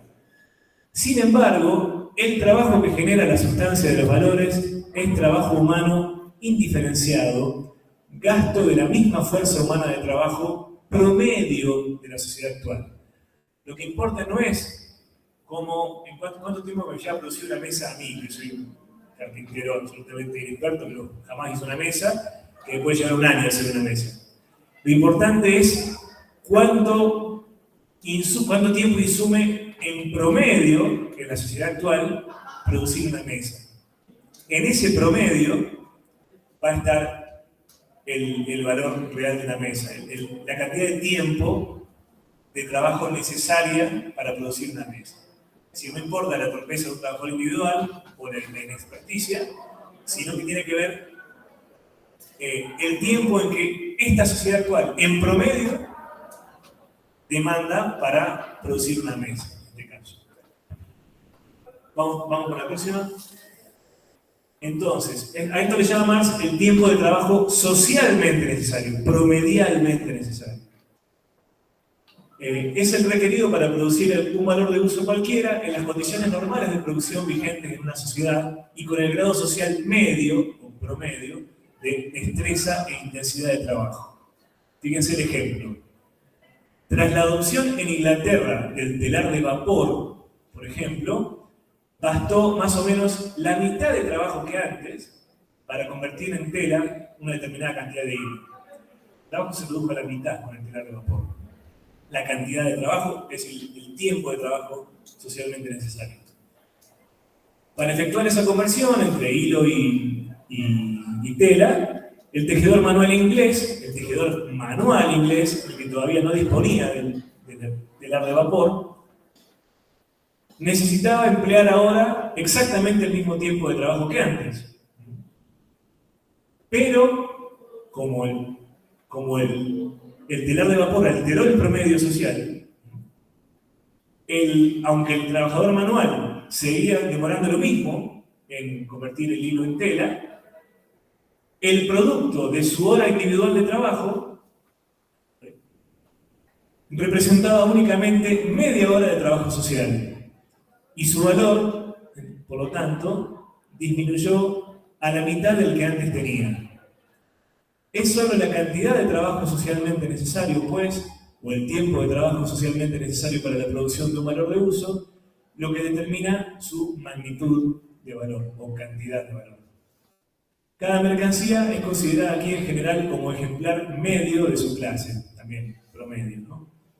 Por tanto, las mercancías que contienen cantidades iguales de trabajo o que se pueden producir en el mismo tiempo de trabajo tienen la misma magnitud de valor o cantidad de valor. El valor de una mercancía es al valor de cualquier otra, como el tiempo de trabajo necesario para la producción de la una es al tiempo de trabajo necesario para la producción de la otra. En cuanto a valores, todas las mercancías son únicamente determinada medida o cantidad de tiempo de trabajo solidificado en esa cosa producida, ¿no? Objetivado en la cosa producida. Bueno, vamos a la que sigue. Cualquier pregunta, ya saben, ¿eh? Yo voy avanzando porque si no, nos queda mucho fuera. Bien, fíjense, esto puede ayudar a entender mejor lo que vimos. Una cosa puede ser valor de uso y no ser valor, es decir, no tener valor de intercambio. Es este el caso cuando su utilidad para el hombre no ha sido mediada por el trabajo. Ocurre ello por el aire, la tierra virgen, las praderas y bosques naturales, etc. Una ola en el mar, por ejemplo. Una ola, ¿qué valor tiene en el mercado? Ninguno, porque nadie la hizo, nadie la produjo. El aire, por supuesto que siempre se puede privatizar todo, ¿no? Pero el aire por ahora es gratis, que a nadie se le ocurriría ponerle un valor de intercambio al aire. Dicho popular, ¿no? El aire es gratis, qué sé yo. Bueno, son valores de uso que no tienen valor en el mercado, que no tienen valor de intercambio, justamente porque no son producto del trabajo. A nadie le cuesta trabajo. Si el agua, por ejemplo, como está camino a hacerlo, fuera un bien escaso, un bien que requiere mucho trabajo, el agua potable para ser producido, bueno, va a pasar a ser un valor, no solamente un valor en el mercado, sino un valor elevado, ¿no? Un valor bien caro. Una cosa, por otra parte, puede ser útil, puede ser un valor de uso, y además puede ser producto del trabajo humano y no ser mercancía. Es decir, no llegar a ser intercambiada en el mercado. Y el ejemplo es, quien con su producto satisface su propia necesidad, indudablemente crea un valor de uso, pero no una mercancía. Pensemos en lo que nos cocinamos día a día, para nosotros mismos o para nuestra familia. No es una mercancía. No se lo vendemos a nuestros hijos, a nuestros cónyuges, etc. Para producir una mercancía no solo debe producir valor de uso, no solo se debe producir valor de uso, sino valores de uso para otros, valores de uso sociales, a ser intercambiados en el mercado. Por último ejemplo, ninguna cosa puede ser valor de cambio, si no es un objeto para el uso. Si algo es inútil, también será inútil el trabajo contenido en ella. No se contará como trabajo y no constituirá valor alguno. Es decir, el valor de uso no puede faltar en una mercancía. Si no hay valor de uso, si hay algo inútil, por más que de lo que estemos hablando haya requerido mucho trabajo, por ejemplo, algo que yo considero una obra de arte y que nadie más lo considera así, que me llevó mucho tiempo producir, bueno, eso no tiene ningún tipo de valor. Si no hay valor de uso, no hay valor. Empezábamos diciendo que puede haber valor de uso sin valor, pero no puede haber valor sin valor de uso. Bien. Entonces, a ver si adelantamos un poquito acá. Vamos a pasar un poquito esto. Ya hablamos del doble trabajo representado en las mercancías. Pasemos a la que sigue.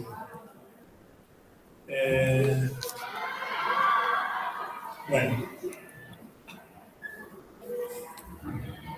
El ejemplo de la chaqueta y el lienzo, ¿no? Es un ejemplo que aparece mucho en el capítulo 1. Él dice Marx, una chaqueta equivale a 20 varas de lienzo. Esa es otra relación de valor. Hay el mismo trabajo socialmente necesario invertido en hacer una chaqueta que en hacer 20 varas de lienzo, de tela, ¿no? Entonces, dice acá, así como la chaqueta y el lienzo son valores de uso cualitativamente diferentes, son cualitativamente diferentes los trabajos por medio de los cuales llegan a existir, el del sastre y el del tejedor, respectivamente. Si aquellas cosas no fueran valores de uso cualitativamente diferentes y por lo tanto productos de trabajos útiles cualitativamente diferentes, en modo alguno podrían contraponerse como mercancías, porque no se cambia una chaqueta por una chaqueta, igual, un valor de uso por el mismo valor de uso. A través del cúmulo de los diversos valores de uso o cuerpos de la mercancía se pone de manifiesto un conjunto de trabajos útiles igualmente diferentes, disímiles. Una división social del trabajo. ¿Saben lo que es la división social del trabajo, no? Las diferentes tareas, los diferentes rubros de producción a los que se dedica la gente que produce en una sociedad.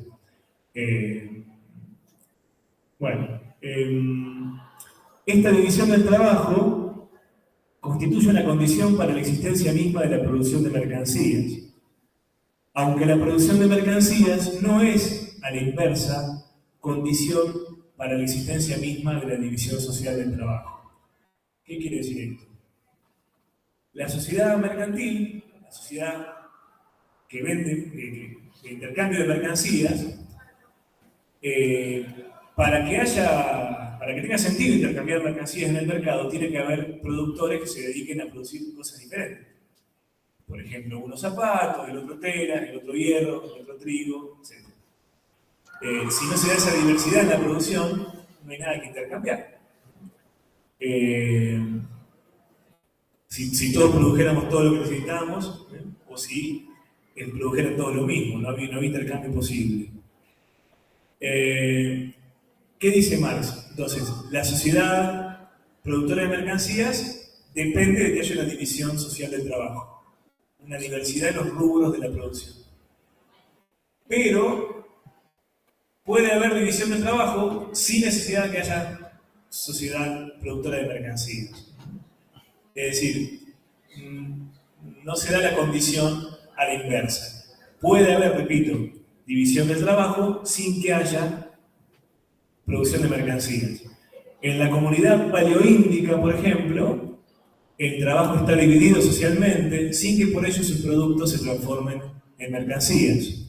O bien, para poner un ejemplo más cercano, dice Marx, en todas las fábricas el trabajo está dividido sistemáticamente, distintas ramas, distintos sectores de la fábrica, por ejemplo, pero esa división no se halla mediada por el hecho de que los obreros intercambien sus productos individuales.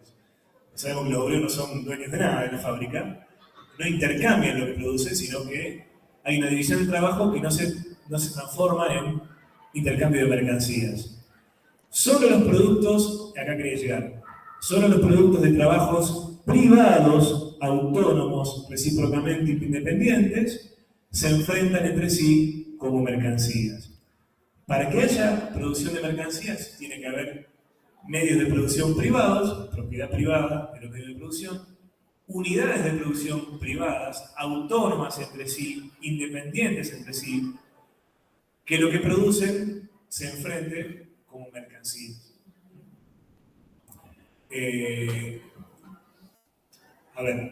Si los medios de producción fueran de toda la sociedad, para ir a lo que está buscando Marx, justamente, fueran colectivos, fueran de todos, nosotros no trabajaríamos produciendo cada uno todas las cosas, es decir, en todos los rubros. Nos dedicaríamos a una cosa, a la educación, a la producción de bicicletas, al cultivo de los campos, etcétera, etcétera. Pero, al ser esos medios de producción de toda la sociedad, lo que se produce se distribuye en toda la sociedad según las necesidades y no hay intercambio de mercancías, no hay un mercado. En cambio, en la sociedad productora de mercancías, los medios de producción privados representan trabajos privados, medios de producción, núcleos de producción privada, que como cada productor no produce todo lo que necesita, produce algo, por ejemplo zapatos, para intercambiarlo como mercancías y obtener a cambio lo otro que necesita. Vamos con la que sigue, a ver si... Bueno, sí, esto es importante. Fíjense, la existencia de la chaqueta, del lienzo, de todo elemento de riqueza material que no sea producto espontáneo de la naturaleza, necesariamente estará mediada siempre por una actividad productiva especial, un trabajo concreto, orientado a un fin, actividad la cual asimila a necesidades particulares del hombre, materiales naturales particulares. Por ejemplo, un fabricante de vestidos transforma el hilo y el tejido en ropa, o el cuero en zapatos. Como creador de valores de uso, como trabajo útil, pues, el trabajo es independiente de todas las formaciones sociales, condición de la existencia humana, necesidad natural y eterna de mediar el metabolismo que se da entre el hombre y la naturaleza, y por consiguiente de mediar la vida humana. En todas las sociedades, dice Marx, que tiene un sentido histórico profundo, conoce que hay a lo largo de la historia y a lo ancho del mundo tipos de sociedades, tipos de culturas muy diferentes. Bueno, en todas, dice Marx, todas necesitamos de valores de uso y de los trabajos útiles que implican la producción de esos valores de uso. Entonces, la producción de valores de uso es algo común a todas las formas de sociedad, no así la producción de mercancías. Entonces, los valores de uso, chaqueta, lienzo, etc., en suma los cuerpos de las mercancías, son combinaciones de dos elementos: material natural y trabajo. Naturaleza y trabajo.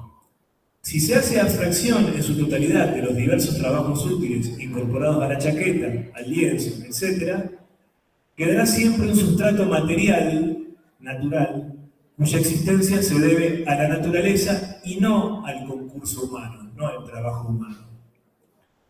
En su producción el hombre solo puede proceder con la naturaleza misma, vale decir, leí mal.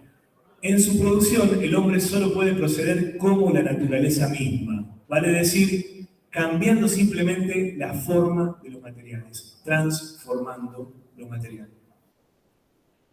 Y es más, incluso en ese trabajo de transformación se ve constantemente apoyado por fuerzas naturales. Pensemos en la agricultura, sin ir más lejos. El trabajo, por tanto, no es la fuente única de los valores de uso que produce, de la riqueza material. El trabajo es el padre de esta riqueza, como dice William Petty, y la tierra su madre. Lo tenía clarísimo Marx. La tierra, la naturaleza, es la madre de la producción. No se la puede destruir. William Petty es un economista clásico inglés. Bueno, a ver si tenemos tiempo de ver un poquito de lo que sigue. Bueno, vamos a saltear el tema del dinero. Después lo pueden ver ustedes. Vamos al carácter fetichista de la mercancía y su secreto. Esa diapositiva del dinero está perfectamente al alcance de cualquiera de ustedes. Después la pueden ver. Marx dice que las mercancías son fetiches. ¿Qué es un fetiche? Ustedes por ahí lo conocen por el lado más sexual del asunto, el fetiche sexual, el zapato, etc. Bueno, un fetiche, históricamente, antes del psicoanálisis, es un objeto que se considera dotado de vida. Un objeto inanimado al que se le considera dotado de vida y de poderes. Un objeto sagrado, animado. La mercancía para Marx es un fetiche. Es un objeto inanimado al que se le atribuyen poderes mágicos, poderes sobrenaturales. Vamos a ver cómo es esto. A primera vista, la mercancía parece ser una cosa trivial, de comprensión inmediata. Su análisis demuestra que es un objeto endemoniado, rico en sutilezas metafísicas y reticencias teológicas. En cuanto a valor de uso, como vimos, nada misterioso se oculta en ella. Ya la consideremos desde el punto de vista de que merced a sus propiedades naturales satisface necesidades humanas, o de que no adquiere esas propiedades sino en cuanto producto del trabajo humano combinado con la naturaleza. Se modifica la forma de la madera, por ejemplo, cuando con ella se hace una mesa. No obstante, la mesa sigue siendo madera, una cosa ordinaria, sensible.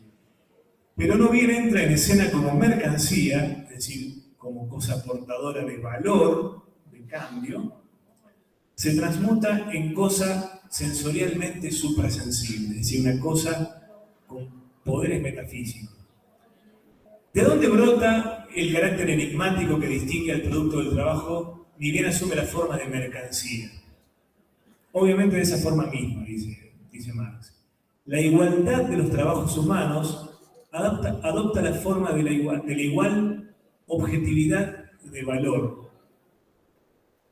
A ver, lo voy a introducir un poco yo esto para que se entienda mejor. Ustedes cuando piensan, cuando preguntan cuánto vale una cosa, entran en un negocio, ¿cuánto vale esto?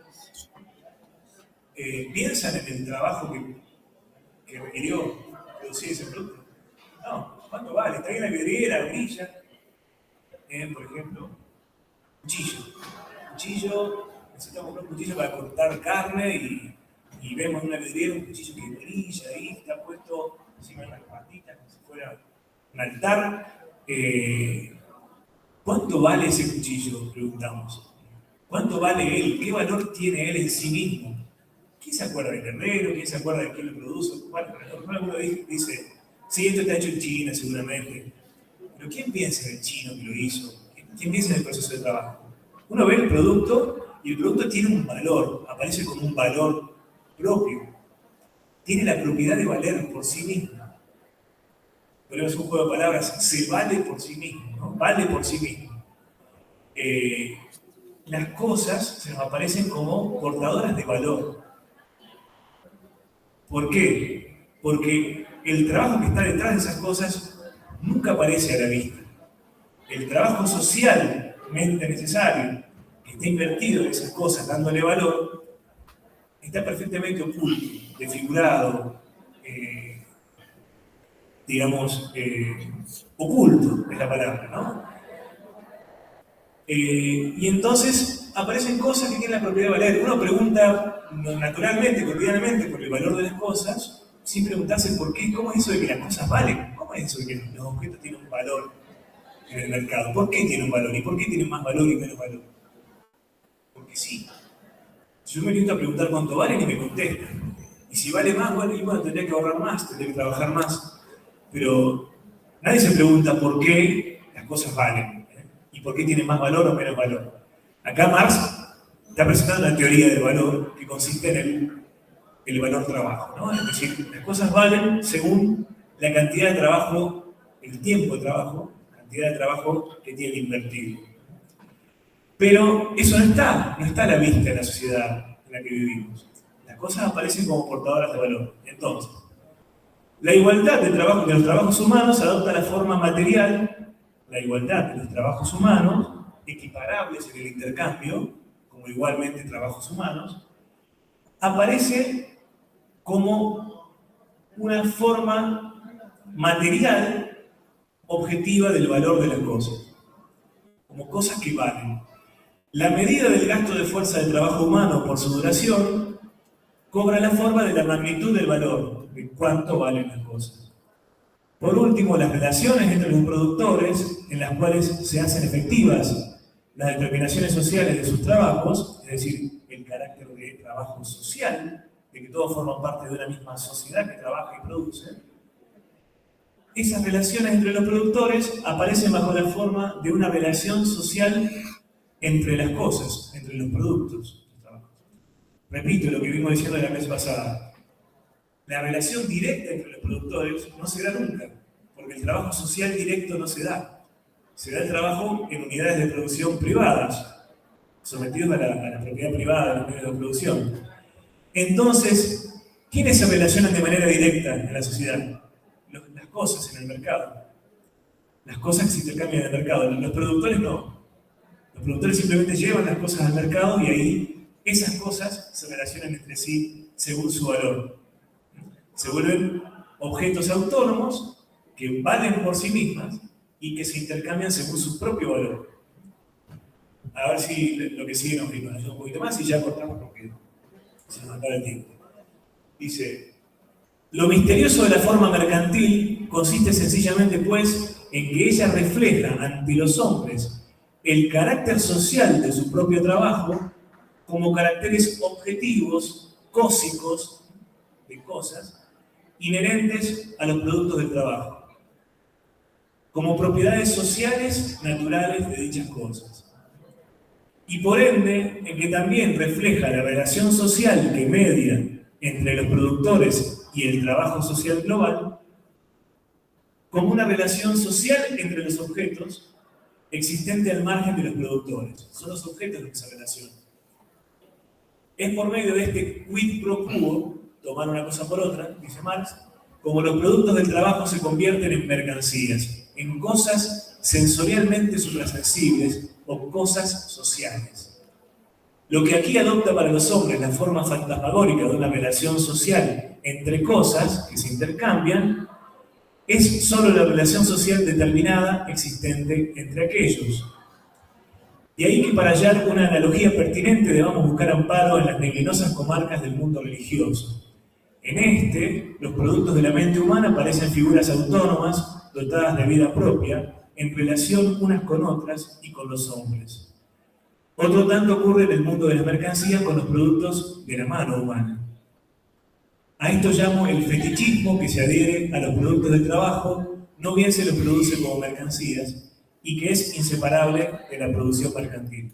Es decir, no es natural, es propio de esta sociedad productora de mercancías. Vamos a pasar, si podemos una más, si la que sigue o... No, una más. Acá, a ver. Vamos a dejar acá. Por consiguiente, el que los hombres relacionen entre sí como valores los productos de su trabajo, no se debe al hecho de que tales cosas cuenten para ellos como meras envolturas materiales de trabajo homogéneamente humano. El valor no aparece a simple vista como eso, como mera envoltura de trabajo humano invertido en esa cosa. A la inversa, al equiparar entre sí en el mercado, en el cambio, como valores sus productos heterogéneos, los hombres equiparan recíprocamente sus diversos trabajos como trabajo humano. No lo saben, pero lo hacen. Es algo inconsciente. El valor, en consecuencia, no lleva escrito en la frente lo que es. De contrario, transforma a todo producto del trabajo en un jeroglífico social. Más adelante, los hombres procuran descifrar el sentido del jeroglífico, Marx entre ellos, procura descifrar este sentido, desentrañar el misterio de su propio producto social, ya que la determinación de los objetos para el uso como valores es producto social suyo, al igual que el lenguaje. El descubrimiento científico posterior, de que los productos del trabajo, en la medida en que son valores, constituyen meras expresiones con el carácter de cosas del trabajo humano empleado en su producción, inaugura una época en la historia de la evolución humana, es un descubrimiento importante, pero en modo alguno desvanece la apariencia de objetividad que envuelve a los atributos sociales del trabajo. No basta con que venga Marx y diga, el valor es trabajo objetivado de las cosas. Las cosas siguen pareciendo tener valor por sí mismas. Entonces, el hecho de que haya un descubrimiento teórico como el de Marx no desvanece en absoluto la apariencia objetiva de valor que tienen las cosas, las mercancías. Porque esta apariencia del valor es el efecto de una enajenación que no es meramente teórica, intelectual, sino práctica, material. Tiene que ver con las relaciones sociales concretas en las que estamos inmersos. Entonces, la solución no solo estará en la teoría crítica, sino en la práctica revolucionaria que transforme justamente las relaciones sociales. Bueno, dejamos ahí lo que quedaba, se los digo rapidito, y veo si está el profe. Dejo de cogotear y veo si está el profe fuera. Sí está el profe fuera. Lo que quedaba, lo pueden leer ustedes, es el ejemplo de sociedades no productoras de mercancía, como este problema del fetichismo no se da en una sociedad que directamente produzca colectivamente y distribuya sus productos sin la intermediación de la propiedad privada y del intercambio de mercancías. Y lo que viene al final de todo, de la diapositiva, también lo pueden entender perfectamente porque es una pieza de historia perfectamente accesible. Es lo que yo les dije al principio de la clase, el proceso de la acumulación originaria del capital según Marx. Esto que la economía política burguesa cuenta como el cuentito infantil de los que trabajaban mucho y los perezosos, los que trabajaban mucho se hicieron ricos y los perezosos se hicieron pobres. Bueno, como lo explica Marx, y ahí aparece también mencionada la conquista de América y todos los violentísimos y sangrientísimos episodios que hicieron posible esta acumulación originaria del capital, es decir, el comienzo de la rueda capitalista en la que todavía estamos inmersos. Bueno, hasta aquí. Disculpen la intensidad. Muchas gracias.